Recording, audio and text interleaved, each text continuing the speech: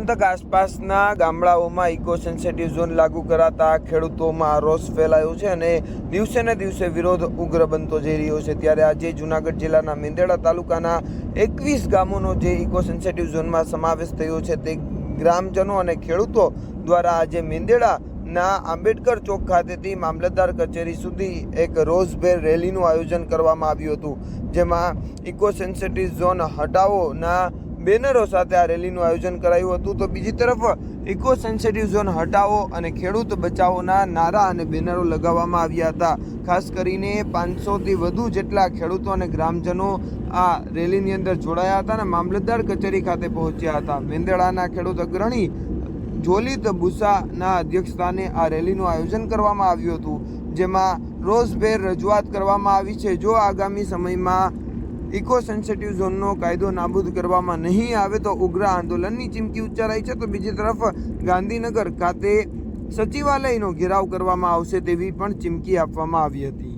આમ જૂનાગઢ જિલ્લા સહિત 3 જિલ્લાના કુલ 196 ગામનો ઇકો સેન્સિટિવ ઝોનમાં સમાવેશ થતા વિરોધનો વંટોળ દિવસે ને દિવસે ઉઠી રહ્યો છે અને આગામી સમયમાં પણ ઉગ્ર આંદોલન થાય તેવી શક્યતાઓ વ્યક્ત થઈ રહી છે।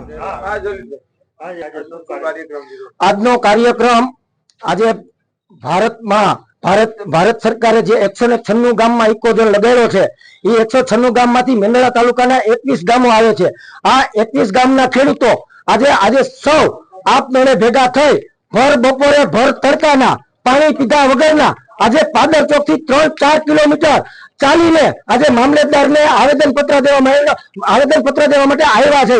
આજે આ જગતનો તાત અને આ જગતના બાપ માટે જે આ ઉઘાડ પગો અમારો જે આ ખેડૂત છે એની માટે જે આ કાળો કાયદો લગાવ્યો છે ને, આજે અમે ભારત સરકાર અને ગુજરાત સરકારને કહેવા માંગીએ છીએ કે આ કાળો કાયદો હટાવી લેજો, બાકી આ ખેડૂત છે ને એ ગાંધીનગર સુધી આવતા એને વાર નહીં લાગે ને ત્યાં પણ હલ્લાબોલ કરશે। મેંદરડા તાલુકાના 21 ગામો આવે છે અને 21 ગામમાં આ કાળો કાયદો સરકારે ઘુસાડી બેસાડ્યો છે। પેલા તો મારું તમને ઈ કહેવાનું છે કે આ કાયદો લગાડવાની જરૂરત શું છે? આજે કાંઈ તમારા કોઈ સરકારના કોઈ ગેઝેટમાં એવું જાહેર થયું છે કે સિંહની સંખ્યા ઓછી થઈ ગઈ છે? આજે કોઈ વન્ય પ્રાણીઓ લુપ્ત થઈ ગયા છે? કોઈ પ્રજાતિ નામશેષ થઈ ગઈ છે? એવું હોય તો તમે આ કાયદો લગાડો। હંમેશા ગીરના ખેડૂતોએ તો પ્રેમ કર્યો છે, જંગલને, સિંહને પ્રેમ કર્યો છે, છતાં આ કાયદો ઘુસાડી દેવાનો।